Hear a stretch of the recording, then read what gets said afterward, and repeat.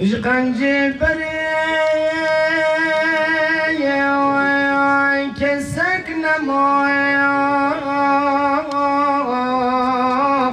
İc'alma mürşida ya Cenab-ı Teram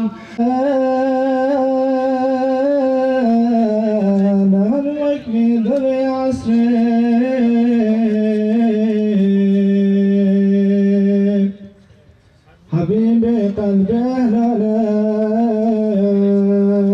نحن وجبد بعصر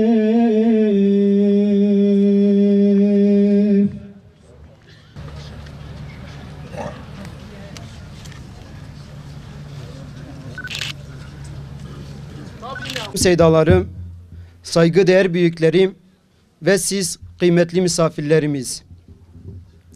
Halilye Kur'an kursunun hazırlamış olduğu 2018 yılının icazet merasimine hoş geldiniz, sefa getirdiniz. Ci'te şerraftel medine merhaba ya hayradam Ente nurun ala nur Ente misbahus suraya Ya Habibi Ya Resul Aftel Medine Merhaba ya hayradam Bizlere gönderilen en büyük mucize, sarılalım diye hediye verildi bize. Bismillahirrahmanirrahim. لقد كان لكم في رسول الله أسوة حسنة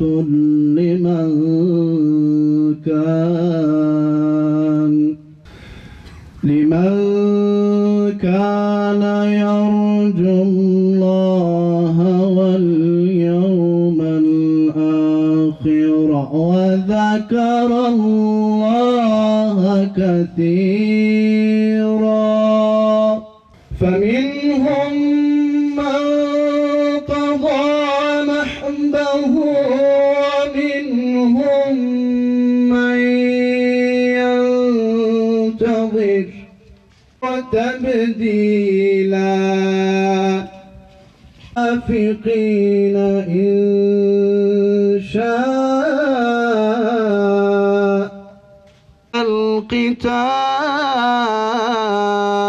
القتال وكان الله قويا عزيزا. Halilye Medresesi'nin miladi 2018, Hicri 1440. yılında vermiş olduğu icazet merasimine hepiniz hoş geldiniz, sefalar getirdiniz. Sene 610, yer Hira mağarasıydı. Birdenbire bir ses işitildi. İlk emirdi bu, ilk buyruk. İkra diye. Okumak oldu bizlere verilen ilk hediye. Bu emre yer ve gök şahit oldu. Ağaçlar boyun eğdi, taşlar secde etti, melekler eşlik etti. İşte bizler bu yola ilk adımımızı burada attık. Rabbimizin adıyla İslamiyet'in ilk emri okudur. Dolayısıyla bu bize şunu söylüyor: İslam ilim dinidir. İslam irfan dinidir. İslam teknoloji dinidir. İslam adalet dinidir. İslam şefkat dinidir. İslam merhamet dinidir. Çünkü ilmi tahsil eden bunlarla karşılaşacak, bunları yaşayacak, buna göre amel edecek. Mukaddes kitabımız Kur'an-ı Kerim'de Cenab-ı Rabbül Alemin Hazretleri hiç bilenlerle bilmeyenler bir olur mu? Demek ki cahil ile alim bir değil. Alim kendini bilir. Alim men arefe nefsehu fakat arefe rabbehu. Nefsini bilen, kendini bilen Rabbini bilir. İslamiyet ilim dinidir.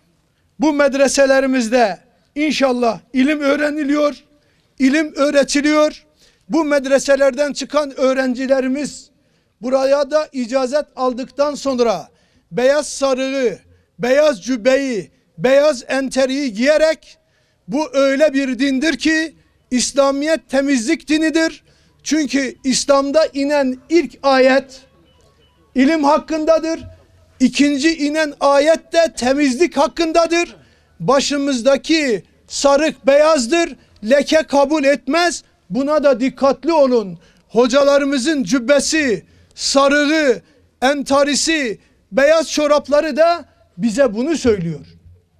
İnşallah bu cübbeleri giydik, bu sarıkları taktık.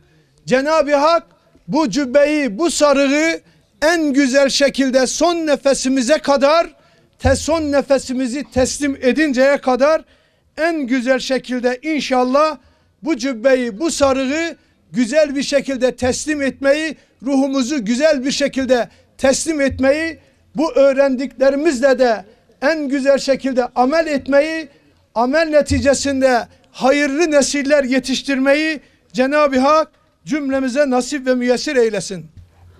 Bugün burada bu kardeşlerimiz icazetlerini alıyorlar. İnşallah vatana, millete, dine güzel hizmetler yapacaklar. Her tarafta fitne fesat ocağının tutuşturulduğu, 1000 yıllık kardeşliğimizin dibine dinamitlerin konulduğu, kardeşliğimizin tarumar edilmeye çalışıldığı bir dönemde bu tür müesseselerin sesine, soluğuna bu milletin ihtiyacı var. Her tarafta şeytanların cirit attığı, binlerce, on binlerce birbirimize karşı 3-5 tane ayrı noktamızı öne çıkarıp bu ülkeyi ateşe vermek isteyen şer şebekelerinin hüküm sürdüğü, cirit attığı bir ortamda sağduyusuyla, irfanıyla, ilmiyle, imanıyla bu milleti tekrar bir daha tenvir edecek, irşad edecek, bu milleti bir arada tutacak bu seslere, bu soluklara ihtiyacımız var. Bu millet Kürdüyle, Türküyle, Arabıyla cepheden cepheye koştu. Sadece bir şey için, ruhu revani Muhammed'inin bu topraklarda ebediyen şehbalaşması içindir. Bu millet cefakar bir millettir. Bu millet fedakar bir millettir. Bu millet asırlarca İslam'a hizmet etmiş bir millettir. Bağrından alimlerin, evliyaların çıktığı bir millettir. Bu millet mazisiyle, köküyle, tarihi birikimleriyle ve bağrından çıkardığı alimlerle inşallah bir kez daha dünyaya kendini ispat edecek, devletler ve milletler muvazenesinde kaybetmiş olduğu yeri inşallah bir kez daha ihraz edecek. Kardeşlerime bu yönüyle muvaffakiyetler diliyorum. Hepinize selam ediyorum. Esselamu Aleyküm ve Rahmetullahi ve Berekatuhu. Ağzınıza, yüreğinize sağlık. غاية ما أدرك منه أصحاب الكشف والشهود أنه المتفرد بالذات والأعيان الثابتة شمت رائحة الوجود وجعل العلماء الفضلاء من أهل الكمال مثبتين لوجوب وجوده بطريقتين يتوقف أحدهما على إبطال الدور والتسلسل والآخر لا يتوقف على ذلك الإبطال متفكرين في هذه المصنوعات الفانية والعامة خلاصة الكون الجامع للتعينات الفعلية.